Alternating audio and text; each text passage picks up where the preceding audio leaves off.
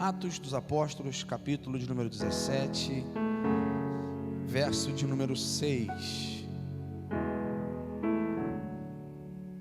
Todos acharam? Amém?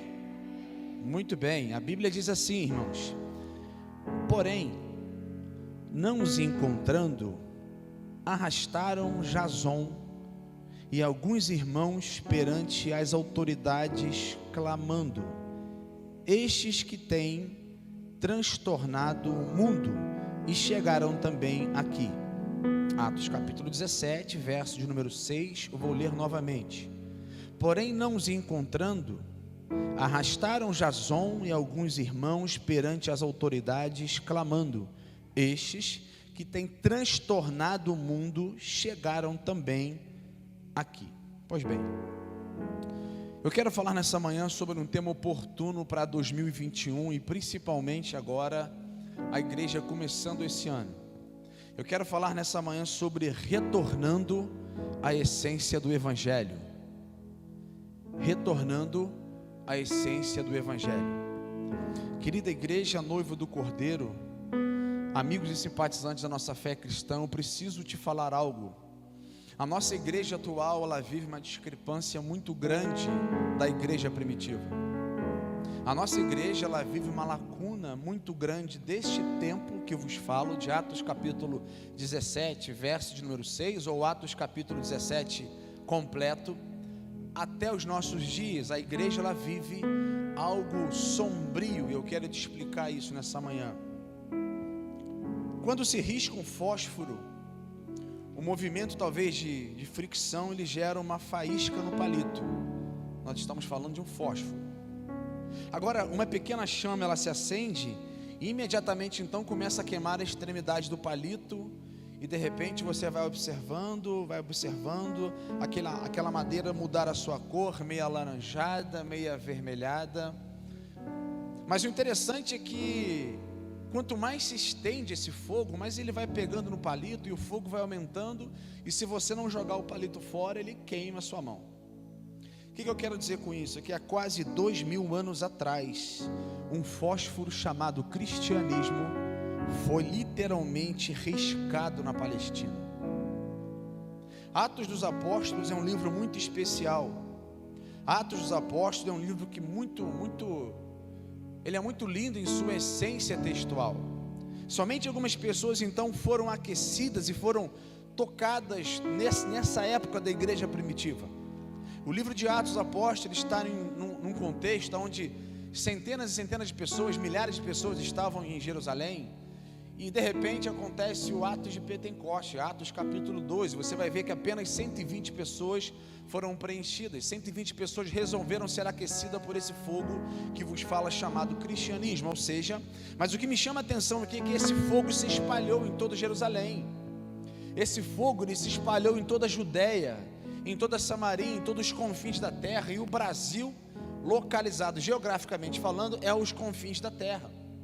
Esse cristianismo chegou então no Brasil.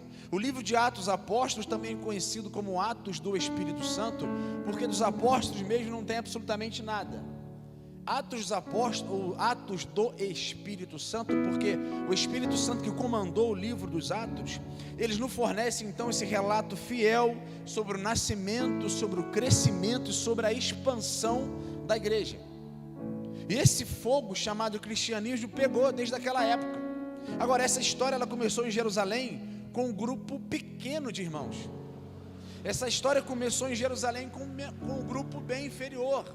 Não era multidões que começou esse fogo, esse palito chamado cristianismo, não. Foi um grupo pequeno. Já agora, com o tempo, o evangelho de Jesus, então, ele se espalhou pelo Império Romano, sendo pregado de uma forma simples, de uma forma estruturada, de uma forma equilibrada, de uma forma sólida, profunda e teológica. Aqueles irmãos receberam o fogo do Espírito em seu coração, e aonde iam pregavam a palavra de Deus. E um segredo para 2021 é que nessa manhã o Senhor dos Exércitos está aqui nessa manhã, Ele vai aquecer o nosso coração para pregarmos a palavra de Deus, porque mesmo em tempos de crise precisamos ser aquecidos pelo Espírito para colocar pessoas ao seu lado que anseiam e desejam pelo cristianismo. E quem Deus vai usar? Você que Deus trouxe aqui nessa manhã. Foi esses homens que o Senhor escolheu para fazer a diferença. Esses homens pregaram, ensinaram, curaram em nome de Jesus. O trabalho da pregação do Evangelho foi realizado então nas sinagogas, ele foi realizado nas escolas rabínicas.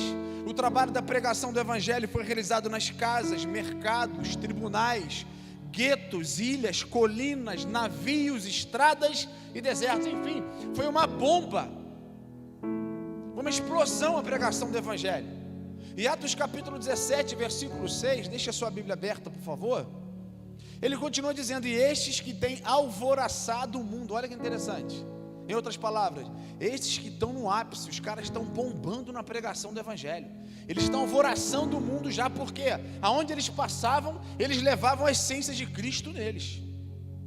Aonde eles passavam, eles levavam ali o coração aquecido pelo Espírito, e quem conversavam com eles ficavam impactados imediatamente. A presença de Deus estava ali. E algumas perguntas me chamam a atenção. Qual então, minha querida Laméria, o segredo da igreja do primeiro século ou da igreja primitiva para o crescimento? O que eles fizeram? Algumas perguntas me chamam a atenção. Por que eles então alvoroçaram? Alguns textos bíblicos dizem que eles transformaram o mundo da sua época. Como que eles conseguiram evangelizar o mundo, meu amigo Oséias? Sem rádio, sem televisão, sem internet. Qual é o segredo para essa igreja crescer e chegar até os nossos dias? Sabemos que a igreja primitiva, ela teve o seu crescimento gigantesco, teve o seu crescimento solidificado, estruturado, uma mensagem simples, mas com um toque aquecedor pelo Espírito Santo. O nosso maior objetivo hoje como igreja, eu espero que você em 2021 pense assim comigo, que nós, na verdade, hoje todo mundo quer ver o crescimento sadio de uma igreja.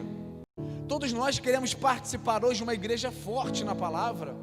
Todos nós queremos participar hoje de um momento de louvor que seja aquecedor para a nossa alma. Mas a pergunta é: qual foi o segredo da igreja primitiva? Qual foi o segredo para o crescimento de uma igreja? Qual o segredo então para uma igreja ser triunfante? Qual o segredo para uma igreja ser militante? Ou seja, Atos capítulo de número 2, verso de número 41, nos dá a resposta. Por gentileza, vamos abrir lá, por favor. Atos capítulo de número 2, verso de número 41.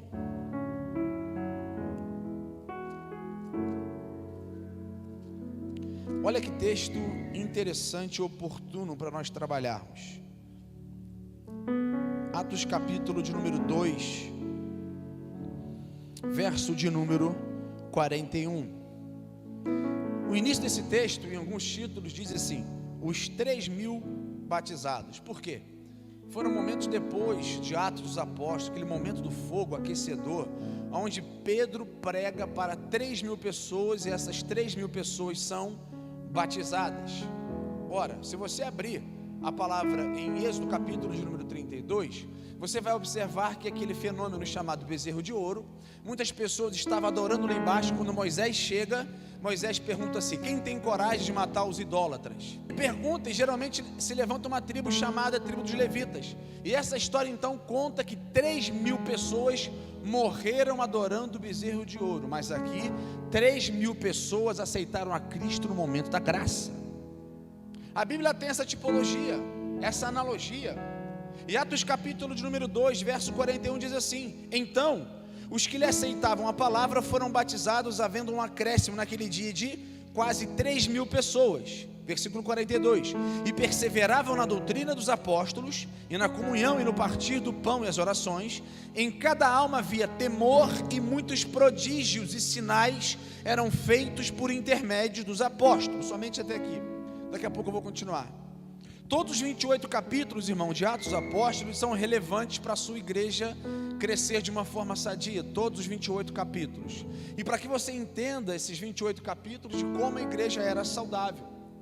Atos dos Apóstolos então é conhecido, conforme eu falei, pelo ato do Espírito Santo. Também ele tem seu autor chamado Lucas. Quem foi Lucas, pastor?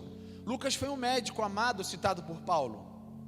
Lucas então estuda na Universidade do Egito, na sua época, para poder fazer um curso chamado medicina, e ali então as pessoas acreditavam em todos os dizeres de Lucas, porque ele era reconhecido médico, um médico muito famoso.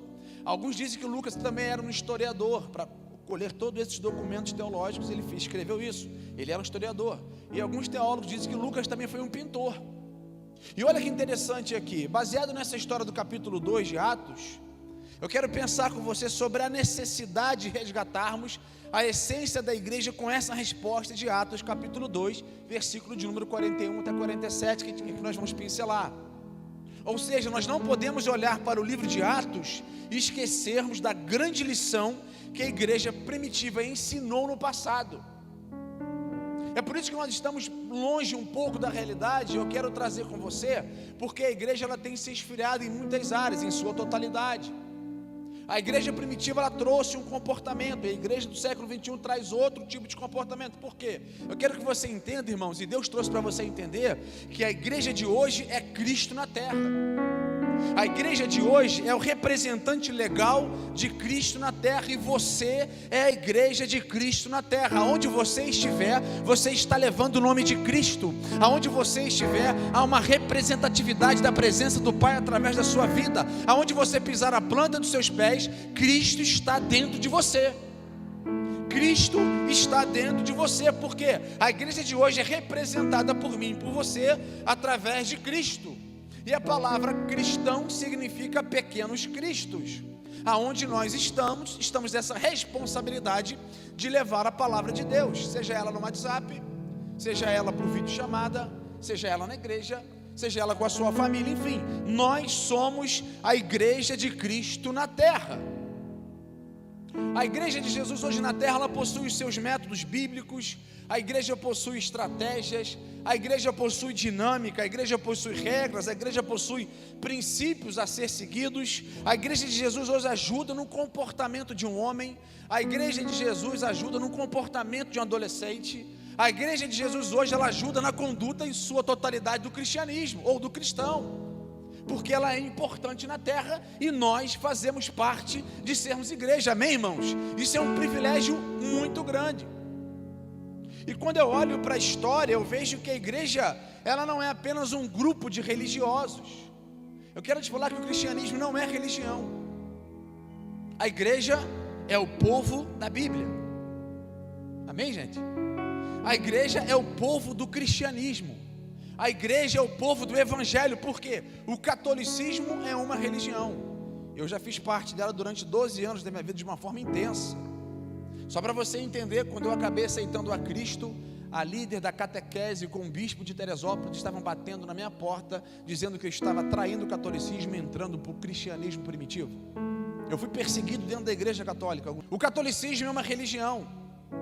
Eu quero dizer para você que o budismo é uma religião, o islamismo é uma religião, o espiritismo é uma religião, o kardecismo é uma religião. O cristianismo não é uma religião. O cristianismo é o evangelho de Jesus espalhado na terra, e você faz parte dessa geração do cristianismo, aleluia. Nós somos esse povo, com essa responsabilidade de 2021, levar então a palavra de Deus em meio ao caos para essa geração. E não tem como falar de evangelho, ainda mais no começo do ano, porque precisamos retornar à essência do evangelho. O evangelho então é a extensão do reino de Deus na terra. Aonde estiver então uma igreja local, ali também há um reino de Deus na terra. E para falar de rei, todo reinado existe um rei. Se nós somos reino de Deus, nós temos um rei, e o nome dele é Jesus Cristo de Nazaré. Todo reinado então tem os seus súditos, todo reino tem um rei. Todo reino tem os seus princípios, e quando esses princípios são quebrados, Deus ele vai disciplinar as nossas vidas de acordo com a sua vontade. Esse era o comportamento contínuo da igreja primitiva. E Atos capítulo de número 2 fala sobre os princípios da igreja primitiva. Atos capítulo de número 2 fala sobre a essência e o retorno praticamente sobre a igreja primitiva. Atos capítulo de número 2 fala sobre as características profundas da igreja primitiva. Agora acompanhe Atos capítulo 2, verso 42 comigo. Atos capítulo 2, versículo 42. Então, perseveravam na doutrina dos apóstolos, e na comunhão, e no partir do pão, e nas orações. Aqui eu encontro, irmãos, a primeira característica profunda da igreja primitiva que devemos resgatar. Qual é a primeira, pastor? O princípio da doutrina. Vamos repetir? O princípio da doutrina. Olha que interessante. Eles quem? A igreja, né? Perseveravam firmes na doutrina dos apóstolos. Pastor Pablo, o que é doutrina? Se você perguntar para um assembleano assim, qual é a sua doutrina? Ele vai te falar. Se você perguntar assim para um metodista, né? Qual é a sua doutrina? Ele vai te falar.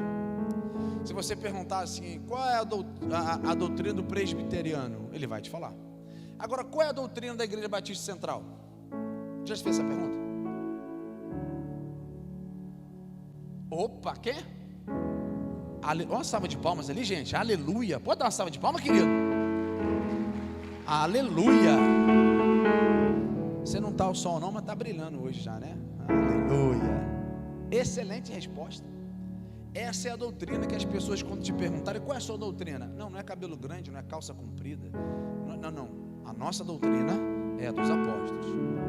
O que é a doutrina, pastor? Doutrina então é um conjunto de ideias e valores com o objetivo de quê, pastor? De implantar um ensino, de implantar algo que muitos lá fora não sabem. É você então deixar de ser religioso e se aprofundar, literalmente aprofundando na Bíblia Sagrada. É você comer algo que ninguém nunca comeu. E a doutrina dos apóstolos eram isso. Doutrina então é igual ao ensino. A Bíblia diz que eles perseveraram, eles mantinham a firmeza, eles eram corajosos. Esse era o comportamento da doutrina inicial dos apóstolos. Eles nunca desistiam fácil, ou seja, eles ficavam o tempo inteiro ao redor de Jesus buscando conhecimento. A história do Novo Testamento diz que aonde Jesus ia, os discípulos iam atrás dele. Cabeça dura, mas estava lá com eles. Jesus estava ensinando, eles estavam lá, com a boca aberta, querendo comer o tempo inteiro. Jesus passava para Jerusalém, ele ia junto. Jesus estava em Samaria, eles iam junto. Porque eles queriam estar com Jesus o mais perto possível, ou seja, eles queriam primeiramente conhecer a Jesus e depois começar a trabalhar em sua obra, e isso é muito importante. A pessoa conhecer a Cristo em primeiro lugar e depois então começar a trabalhar. Por quê? A doutrina dos apóstolos aqui, ela tinha duas fases baseadas na igreja primitiva. Eu quero compartilhar com você somente a doutrina. A primeira fase da doutrina dos apóstolos, e essa fase me chama a atenção, era a doutrina inicial. Doutrina inicial. O que era isso, pastor? O que é a doutrina inicial? A pessoa aceita Jesus hoje e amanhã ela já quer entrar no seminário. Ela já quer aprender escatologia, ela já quer aprender amartiologia, ela já quer aprender paracletologia. Olha que nome doido, gente. Ela já quer aprender então hermenêutica. Ela não vai entender bolufas, não vai entender absolutamente nada. Por quê? A pessoa mal sabe quem é Jesus. Isso é doutrina inicial. A pessoa mal sabe qual é o começo do evangelho e ela já quer participar de uma nave vindo do céu. É pecado? Não, mas vai confundir. Para isso que é importante o discipulado na igreja. Para isso, quando as pessoas descem naquelas águas, elas não podem descer para tomar um banho somente. Elas têm que descer por entender por que está sendo batizada. A pessoa às vezes não sabe comer o arroz com feijão, não quer comer um mocotó pesado. Vai passar mal, vai passar mal. Hoje nós estamos vivendo uma inversão de valores. Como assim, pastor? Hoje vivemos uma geração de cristãos que não tem firmeza. Hoje vivemos uma geração de cristãos que são levados por qualquer sã doutrina. Vivemos uma geração de cristãos hoje que aonde o vento sopra, ela está lá. O negócio é estar no meio da multidão, mas ela quer estar presente porque não foi doutrinado, não foi ensinado, não tem firmeza, não teve princípio. Hoje, louvado seja Deus, eu faço parte de uma igreja que a nossa igreja ela investe no ensino. A nossa igreja hoje ela ensina para adolescentes, para jovens. Isso é muito bom, a pessoa vir para a igreja e ser alimentada da palavra de Deus. Literalmente essa é uma das nossas preocupações, minha e do pastor Jean. Que a igreja então ela se sinta ensinada, doutrinada, porque hoje, irmãos, pode entrar um oficial da marinha, pode aceitar Jesus um milionário, pode entrar um oficial de qualquer patente militar, ele vai ter que aprender o começo do evangelho, quem é Jesus primeiro, porque senão lá na frente vai dar problema. Isso se chama doutrina inicial. A pessoa vai ter que assentar no banco, aprender sobre a vida de Jesus, sobre a sua trajetória, quem ele é, o que ele pode fazer, quais são os seus milagres e o principal milagre, a sua salvação. Ele tem que entender esse princípio para crescer de uma forma sadia. Quando você respeita esse início, você cresce sadio, você cresce estruturado, você cresce equilibrado, você cresce ajustado, ou seja, você cresce com fundamento na palavra de Deus e com firmeza.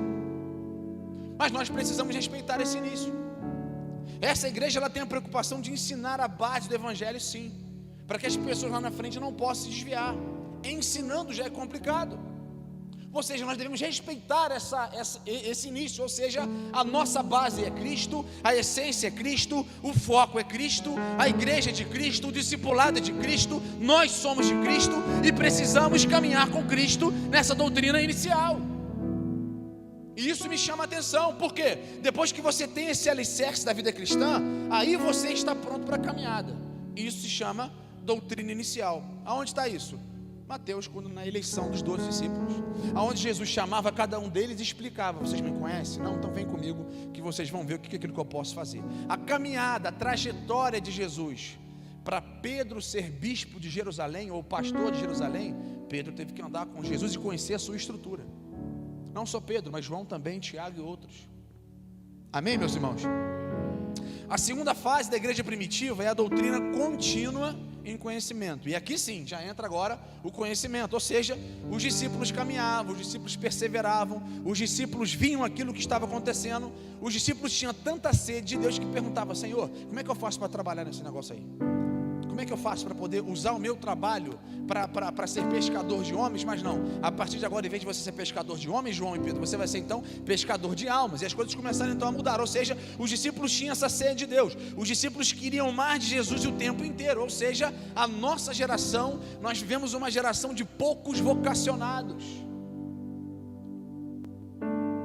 Em 1997, eu tinha 17 anos de idade e fui no congresso, e é onde Deus me chamou para o ministério, literalmente. O deputado hoje, Marcos Feliciano, estava pregando na época, ele não era deputado, pastor, e eu estava muito lotado, o ginásio em Albuquerque, aqui na cidade mesmo, pequeno.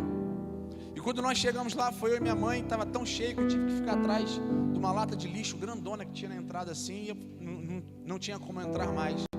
E no meio da mensagem, o pastor Marcos Feliciano olhou para a igreja que estava reunida e falou: olha, a partir de hoje, Deus está separando 2 jovens aqui, que a coragem que eu tenho, eu quero ministrar na vida dele para pregar o evangelho. E por aí foi, e ele continuou apelando, literalmente apelando, né? Ele continuou falando aquilo, e ele olhou no meio da congregação e falou: você não vai vir. Até então, ele começou a dar características de roupa. Você que está de casaco azul e tênis preto. A hora que ele falou isso, quem que estava de casaco era eu, atrás da lata do lixo. Minha mãe falou assim: eu acho que ele está falando contigo. Falei: tem certeza? Quando ele falou isso, a igreja toda fez assim, ó.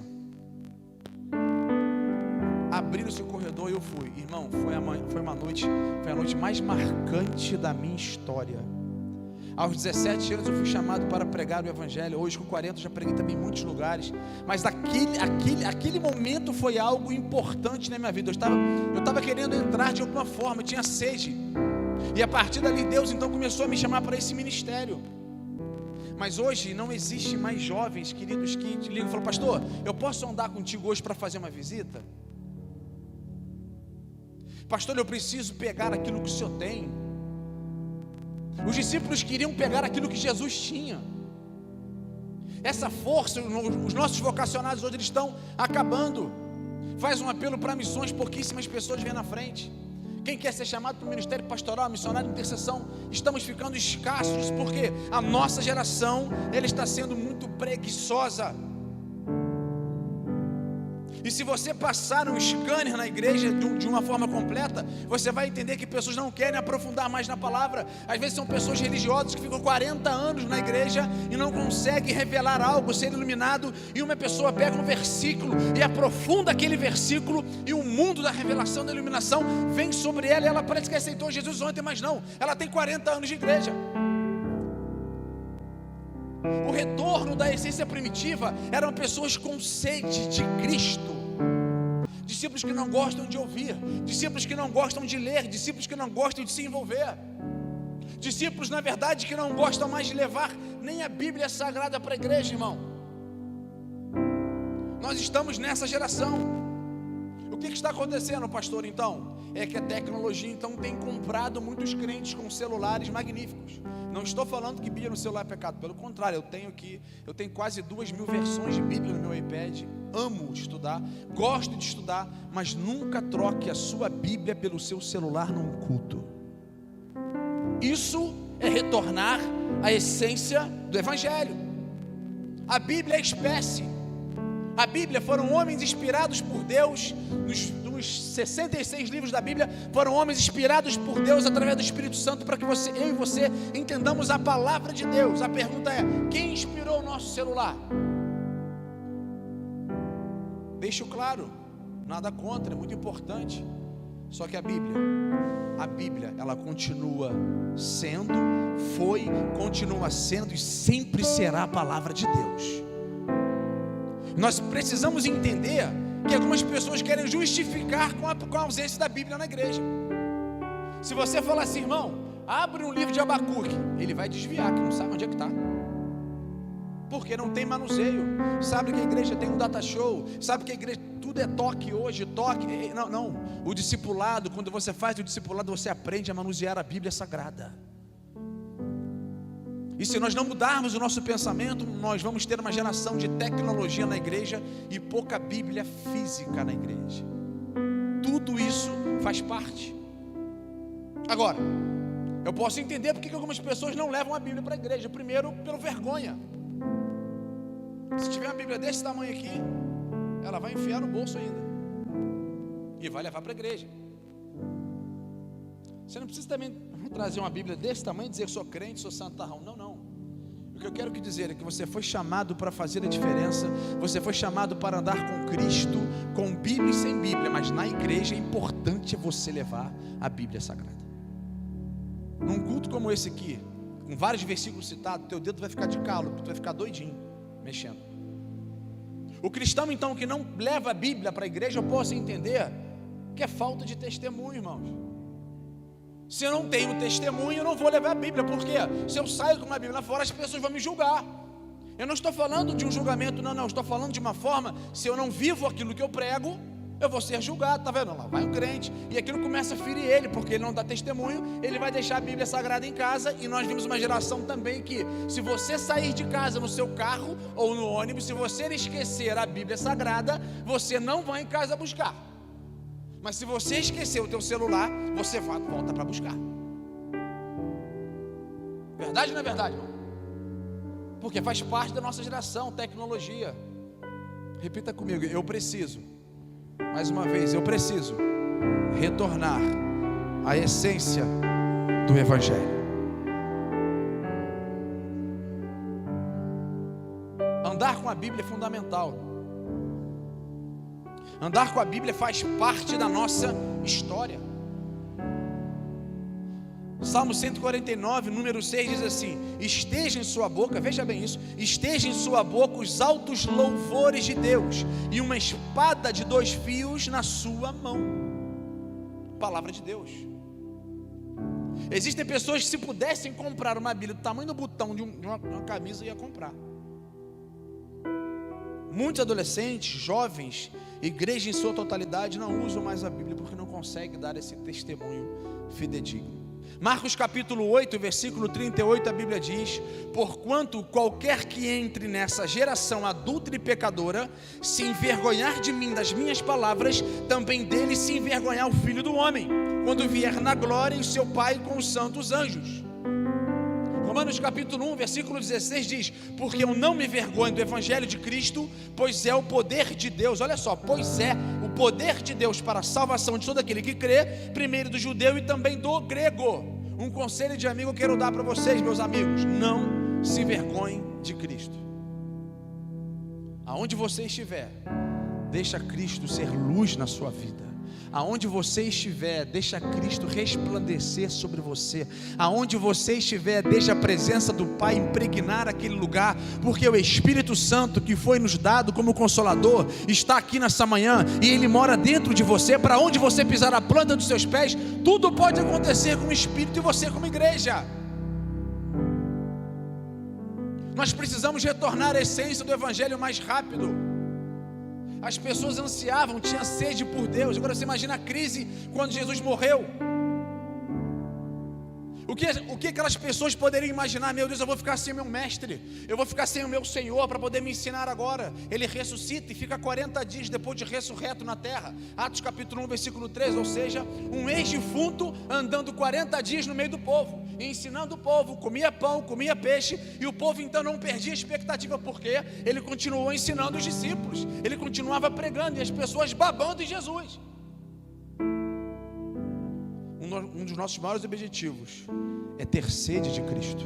Um dos maiores objetivos nesse 2021: se apresenta a Ele como vaso de honra e comece a estudar a Bíblia Sagrada, comece a ter uma sede acima do normal, e Deus estará fazendo coisas poderosas na sua vida. Hoje é dia 3 de janeiro, correto? Ou é dia 4?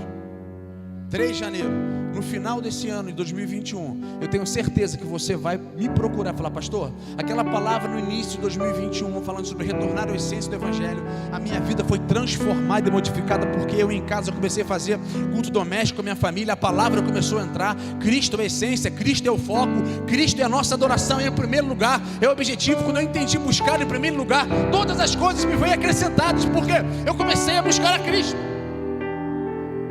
e as coisas começaram a andar.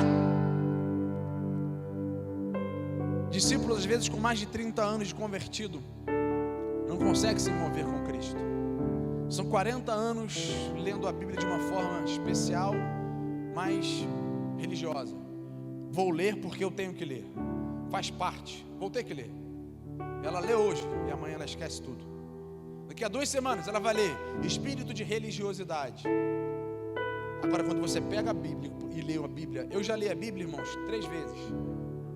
Eu estou lendo a Bíblia agora pela 4ª vez, versículo por versículo. Já tenho quase 3 anos, eu estou no livro de Êxodo, versículo por versículo, para entender aquilo que Deus quer falar comigo, para me entender claro, de forma clara, aquilo que está na Escritura Sagrada. Eu não posso ler a Bíblia por ler. Você tem que ler a Bíblia com tempo. Lá em casa é o seguinte, eu estava até falando com a Jardiane, a gente passou ano novo junto. Lá em casa, a situação lá em casa é assim: só tem vida lá em casa depois de 10h30, irmãos, 10h30 da noite. É onde dá um apagão, dá um blackout em todo mundo. Heloísa cai para um lado, puf. O Heitor e Helena, os gêmeos, cai, puf, todo mundo com sono. E aí você vai fazer seu devocional, e aí você vai ler a Bíblia, você vai ter o seu momento, enfim. Nós precisamos separar um momento para que Deus venha em nosso favor.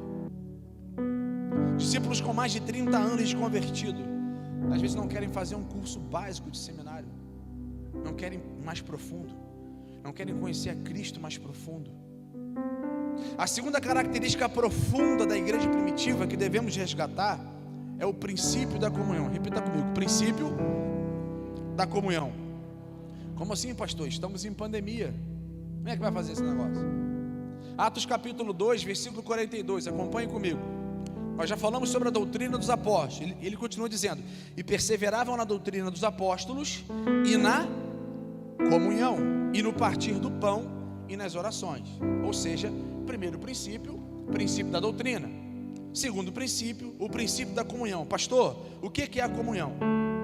Eu acredito que a comunhão, irmãos, é um relacionamento profundo entre irmãos, entre cristãos, baseado no amor ágape. Que amor é esse? No amor que se doa, que produz então relacionamentos interdependentes em todas as áreas da sua vida. Quais são essas áreas, pastor Pablo? Espiritual, física e emocional. A igreja primitiva, ela tinha essa essência da comunhão. Quer ver uma coisa que nós mudamos?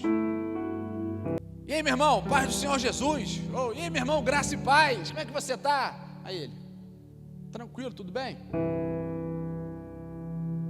E aí, pastorzão, como é que tá? Tudo na paz de Cristo? Como é que você está, meu jovem? Tudo na paz? E aí, velho? Tranquilo? Tranquilo, velho? A saudação da igreja primitiva nos roubaram na igreja do século 21. Nós somos o povo do Evangelho. A nossa saudação é paz do Senhor Jesus. Como você está, meu amigo? Paz do Senhor, estou bem. Graça e paz, paz e graça. Comportamento da igreja primitiva. E quando eles não podiam falar, porque as suas cabeças eram degoladas, eles faziam o sinal do peixe no chão, para identificar que ali era um cristão. Como é que você está? Paz de Cristo? Tranquilo, tudo bem. Roubaram a nossa saudação santa. Roubaram a nossa forma de falar. A comunhão entre eles era essa, paz de Cristo Jesus. Quer saber essa comunhão no original, tanto no hebraico como no grego? Quando eles começavam a olhar um para o outro, falava assim, Shalom. Já ouviram? Shalom. Shalom Adonai. O que significa Shalom Adonai? A palavra Shalom sozinho é, como vai? Boa tarde. Bom dia. Boa noite. Dependendo do clima, você pode falar Shalom. Agora, quando ele falava Shalom Adonai, ele quer saber o seguinte: como anda a tua paz? Olha como é que muda. Como anda a tua paz de espírito? Ou seja, paz do Senhor Jesus. Como que você está? Eu vou lembrar de mim pro resto da vida agora. E hoje, esse gesto tem se perdido na igreja. Será que isso bastava para a gente hoje encarar e falar, meu Deus, eu estou longe, mas pastor, como ter comunhão então na pandemia? Esse é o momento de comunhão que você está tendo, a igreja ela te proporciona isso. Você não pode abraçar, você não pode fazer aquilo que você fazia, mas o Senhor te proporciona pequenos momentos para você lembrar que Ele é Deus e o princípio da comunhão existe, e Ele está aí para mim e para você, porque se eu não tenho relacionamento eu vou morrer, irmão. Esse é o princípio da comunhão. Outro tipo de tecnologia agora, mas que o povo está estressado e que Deus permite, o WhatsApp. Você manda mensagem em qualquer grupo, ninguém te responde, porque o povo já está estressado. Mas esse é o momento de videochamada, esse é o momento de você colocar um versículo e as pessoas compartilharem. Se você colocar um versículo em qualquer grupo, as pessoas olham e não comentam, não sentem sede. Nossa, que legal, pastor, vamos conversar. Que isso, irmão, que palavra é essa? As pessoas hoje têm um grupo disponível nas mãos e não dão bola, estão parando de falar. O único mecanismo que tem de comunhão, e parece que Satanás já pisou de um jeito e quer pisar de um outro. Você olha e fala, ih, cara, não vou entender esse irmãozinho, porque esse irmão é treva. Chato, para. Vou nem olhar. E tem irmãos que gravam um áudio de 10 minutos, era melhor ter te ligado, né? Não é verdade? Todo mundo crente rindo, eita glória. Porque isso acontece, irmãos. Queridos, se aproveite da tecnologia. Se houvesse um pano e seu WhatsApp fosse cortado, a sua comunhão ia ser encerrado, zerado. Ia ser tudo zero. Você não tem nível de comunhão nenhum praticamente. Hoje eu tenho uma prima dos Estados Unidos que ela me liga, olha, a tecnologia é bênção. Eu não estou falando que não é ruim, que é pecado, não é bênção. É só saber usar. E a gente começa a conversar. Os cultos online que ela está vendo tudo, ela está sendo abastecida lá na cidade, que lá também está lockdown tremendo, não pode sair mais. E ela está sendo abastecida pela palavra de Deus que está sendo pregada aqui no Brasil. Isso é muito válido. Não desperdice a tecnologia em relação ao conhecimento que Deus está dando, é só você saber usar. Estavam juntos. Esse aqui era o maior privilégio. Apesar de não podermos nos abraçar, nós estamos juntos. Isso é muito importante. Você que está em casa está junto com a gente através dessa tecnologia. Ou seja, a Bíblia diz que todos estavam juntos. Amós capítulo de número 3, verso 3 diz assim: porventura andarão dois juntos se não estiverem de acordo? Ou seja, os discípulos andavam com Jesus, comiam com Jesus, sorriam com Jesus, choravam com Ele, estavam com Ele o tempo inteiro. Por quê? Queriam comer aquilo que Ele estava comendo. Eles reconheceram que Jesus era o Filho de Deus. E qual é a sua reação se você fosse convicto que você estava do lado do Filho de Deus, hoje nós estamos, mas nessa época da igreja primitiva, qual seria a tua reação se você estivesse ao lado de Jesus, à beira daquela cachoeira, com aquele áudio da cachoeira batendo e Jesus ensinando? Qual seria o nosso comportamento? E você vai ver então que entre os discípulos de Jesus existiam classes diferentes, porque uns queriam mais e outros queriam menos, dentro dos discípulos. Sim, pastor, toda vez que você olha para o grupo dos discípulos, você vai ver que ali existia uma categoria de colegas, de amigos e de íntimos. Quem estava sempre com Jesus no monte? Quem era? Alguém lembra? Pedro, Tiago e cadê os outros? Cadê Natanael? Cadê Felipe? Eles ficaram na beira do monte sempre quando Jesus, a maioria das vezes, quando Cristo queria se revelar de uma forma sobrenatural. Pedro, Tiago e João, vem comigo. Por quê? Eram os três que queriam mais de Jesus. Eram os três que queriam mais essência de Cristo. E tem mais. Os outros discípulos é considerado pela psicologia cristã de colegas. Estavam envolvidos, mas não queria se envolver literalmente. E esse grupo também existe na igreja. Pessoa que fala que anda com Pai, Filho e Espírito Santo mediante a igreja primitiva, mas não andam com Pai, Filho e Espírito Santo. Você tinha um grupo de amigos. Quem era o grupo de amigos? Tiago e Pedro. Eles foram passos mais largos em adoração. Agora, quem era apaixonado mesmo, quem era apaixonado por Jesus, o nome dele era João. Jesus identifica no grupo do discipulado, ou no colegiado dele, essas diferenças de adoração, e ele começa a se revelar para aqueles que quiserem então ser mais próximo dele. E quanto mais você se aproxima de Deus, mais Deus se revela para você. Quanto mais você se aproxima de Deus na sua casa, mais o céu estará vindo para a sua casa. Por quê? Sabe por que a igreja primitiva crescia em comunhão? Porque eles eram reais, eles eram transparentes, eles eram profundos, ou seja, eram verdadeiros em seus relacionamentos. Pastor, por que hoje a gente enfrenta alguma dificuldade? Sabe por que a igreja atual não cresce em comunhão?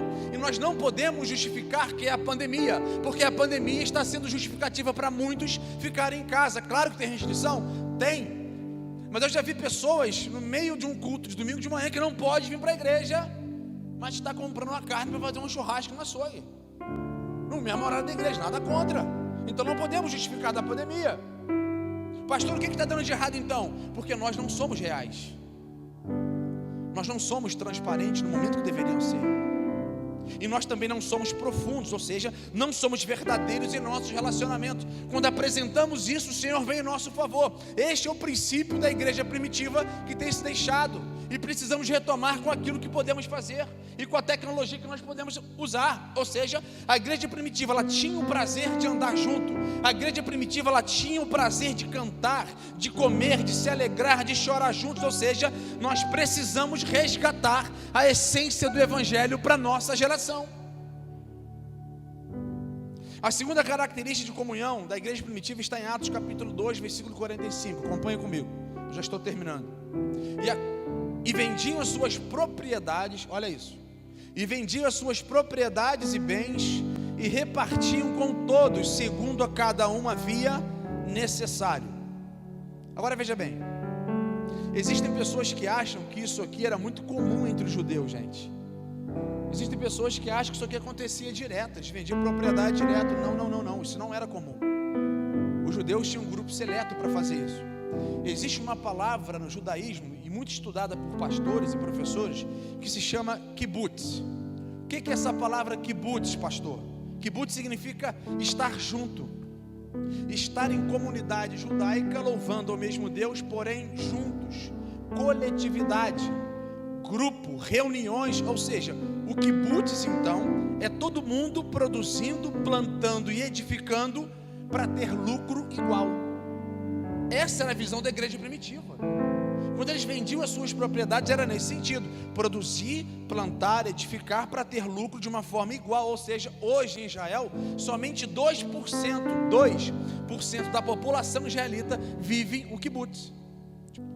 ajudar pessoas, abençoar pessoas, cuidar de pessoas, investir em pessoas. Esse é o segredo de uma igreja primitiva. Esse é o segredo de uma igreja militante, de uma igreja triunfante. Ou seja, dar as suas propriedades para as pessoas, isso não era cultura. Mateus capítulo 23, verso 14 diz assim: ai de vós, escribas e fariseus, olha esse texto, hipócritas, porque devorais a casa das viúvas, sob pretexto de prolongadas orações, por isso sofrereis mais rigorosos juízos. Ou seja, Jesus pega pesado com os fariseus aqui, que eles estavam devorando a casa das viúvas. O que é isso? Entrar e roubar as viúvas que tinham perdido o esposo. Isso ele está falando sobre uma geração nata sacerdotal. O pessoal ia lá e roubava as coisas. Se a elite religiosa fazia isso, imagina o outro povo também, porque olhava, não tinha referência e queria fazer a mesma coisa. E sabe qual é a característica mais profunda da igreja? As pessoas nesse tempo eram mais importantes do que as coisas. As pessoas eram mais importantes do que as coisas. Hoje também, a nossa igreja do século 21, em sua totalidade, irmãos, nós vivemos uma inversão de valores. Na igreja hoje as coisas são mais importantes do que as pessoas. E isso não pode acontecer em igreja, esse comportamento da igreja primitiva. Veja o comportamento da igreja primitiva. Se eu tenho 2 túnicas, uma vai para você. Se eu tenho 2 sandálias, uma vai para você. Se eu tenho 2 mantos, uma para você. Se eu tenho 2 cintos, tendas ou cajados, enfim, uma vai para você. Esse era o comportamento literal da igreja primitiva.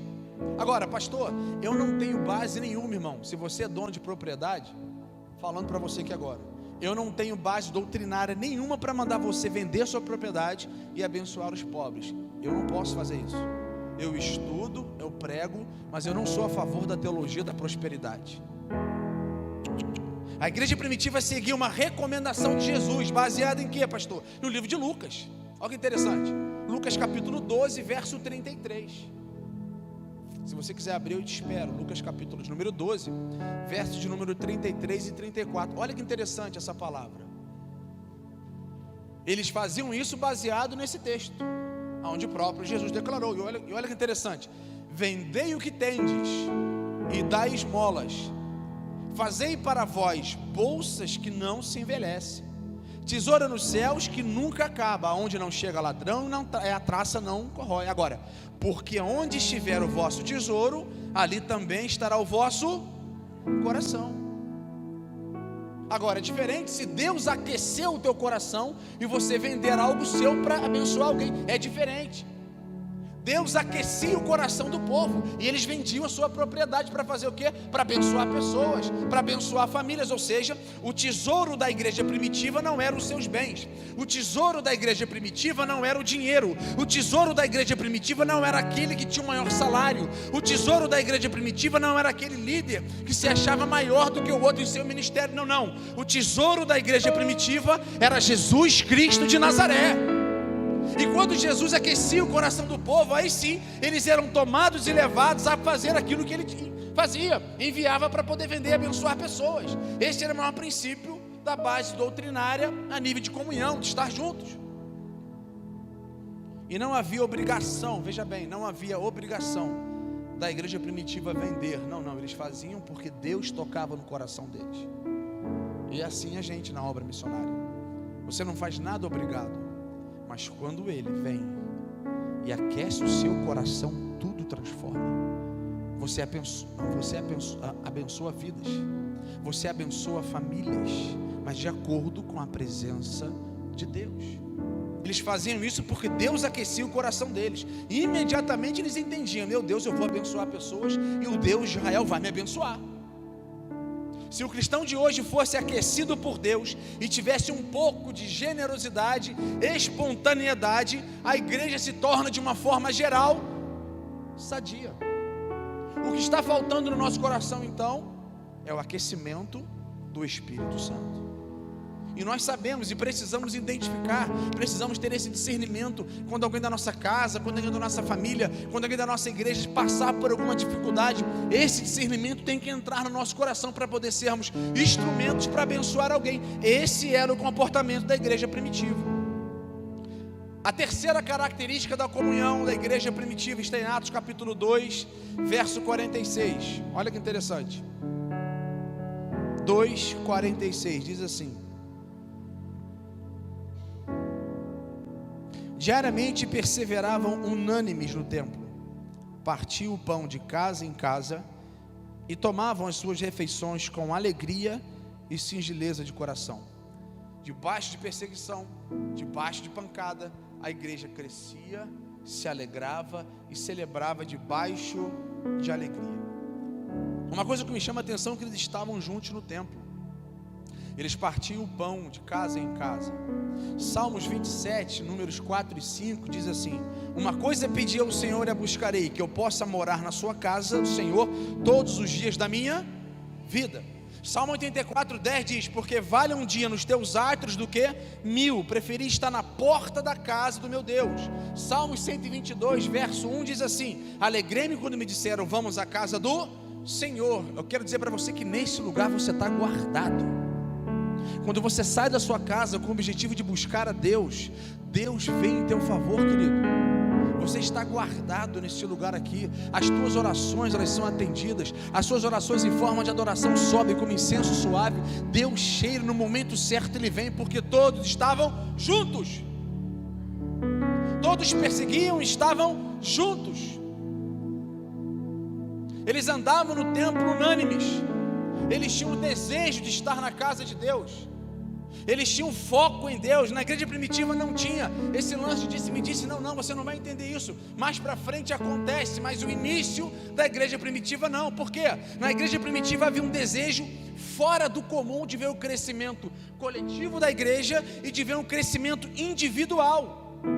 Esse era o comportamento da igreja primitiva. Fique de pé em nome de Jesus.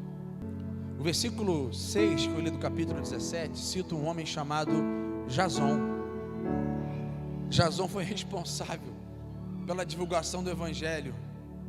O nome dele é citado porque ele foi responsável em transformar o mundo com a pregação do evangelho. Ele foi citado aqui com o objetivo de ter um crescimento absurdo na palavra de Deus e passaram perseguições brutalmente falando com esse tipo de avanço do evangelho. O maior objetivo de Jesus nesse ano de 2021, Ele quer alimentar você com a sua palavra e que você possa ser um farol aonde você estiver. O maior objetivo dessa manhã aqui é dizer que nós precisamos retornar às nossas origens, retornar o nosso paz do Senhor, retornar a forma de você lidar com o seu irmão. Atos capítulo 2, versículo 47 diz assim: louvado a Deus e caindo na graça do povo, e todos os dias acrescentava o Senhor à igreja aqueles que se haviam de salvar. Ou seja, todos os dias iam enchendo as casas, porque a palavra estava sendo pregada. Todos os dias qualquer pessoa de esquinas, guetos, ruas, enfim, eles começavam a falar, a situação aglomerava Santa mesmo naquela época. O negócio era sinistro, o pessoal ia pregando e as pessoas vinham chegando. Enfim, neste versículo aqui você vai ver que é notório o crescimento da igreja. Mas por quê? Encontraram homens e mulheres, adolescentes, crianças, com o coração aquecido para poder pregar o reino. Sabe por que a igreja cresceu? Quero responder a pergunta do início. Porque eles perseveravam em comunhão. Sabe por que a igreja cresceu? Porque eles estavam juntos. Sabe por que a igreja cresceu? Eles tinham discernimento de identificar a dor do outro. Sabe por que a igreja cresceu? Porque tinha relacionamentos profundos e saudáveis. Se você quer fazer parte de uma igreja sadia, se você quer fazer parte de uma igreja estruturada, se você quer fazer parte de uma igreja equilibrada, se você quer fazer parte de uma igreja de foco no reino, eu quero te desafiar nessa manhã a retornar à essência do evangelho. Feche seus olhos em nome de Jesus. Adore ao Senhor, querido. Pense nessa palavra pregada apagada hoje. Nós precisamos retornar às nossas essências. Precisamos retornar à nossa história. Quando o som se vai, tudo se desfaz, e eu me achego a ti, para dar-te, ó Deus, algo de valor que alegra a ti. Dar-te mais que uma canção, pois a música em si não é o que queres de mim. Tu sondas meu interior e sabes tudo que sou e queres meu coração. Quero adorar-te, Declare isso, querido. Declare isso. és o meu Salvador e a essência do meu louvor. Perdão, Senhor, é o que mais quero. És o meu Redentor e a essência do meu louvor. Deixa Ele aquecer o seu coração nessa manhã. O Espírito Santo está aqui nessa manhã. Ele quer o teu coração. Não sei explicar o teu grandioso amor. Tu mereces mais. Pobre e fraco sou, mas o que tem é teu. Minha vida dou. Dar-te mais que uma canção, pois a música em si não é o que queres de mim.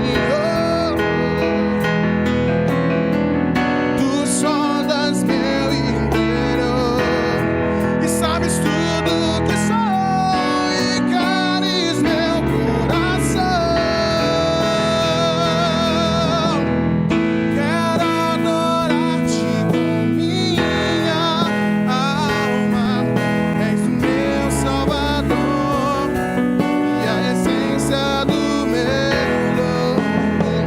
Perdão, Senhor, é o que mais quero. És o meu Redentor e a essência do meu. Diz, igreja! Quero adorar-te com minha alma. És o meu Salvador e a essência do meu louvor. Perdão, Senhor, é o que mais quero. És o meu Redentor e a essência do meu. És o meu Redentor e a essência. És o meu Redentor e a essência do meu louvor.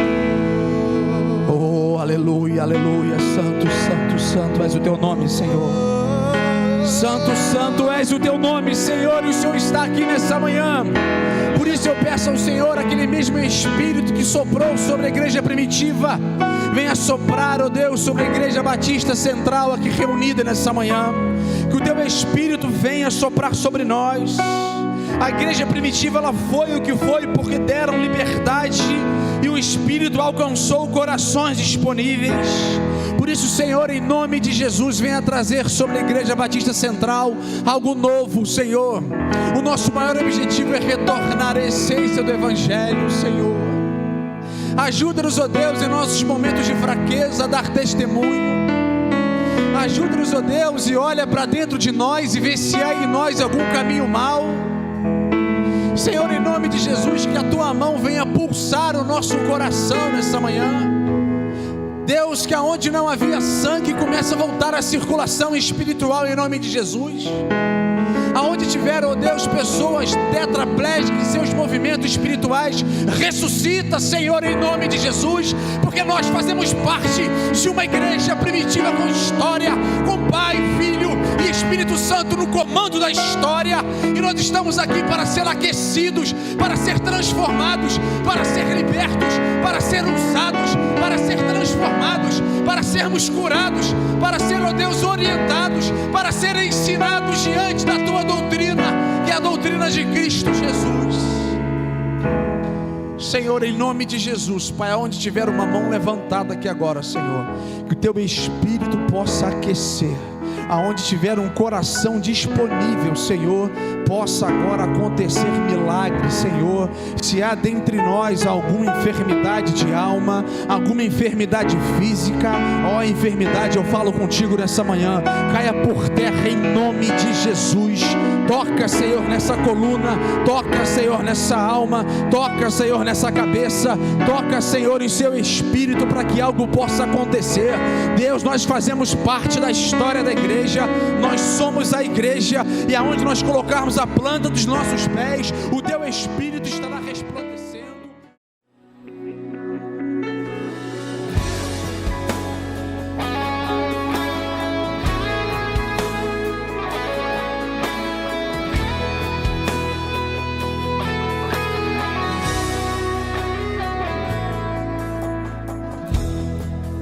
Quando a música esmorece e o resto desaparece, simplesmente a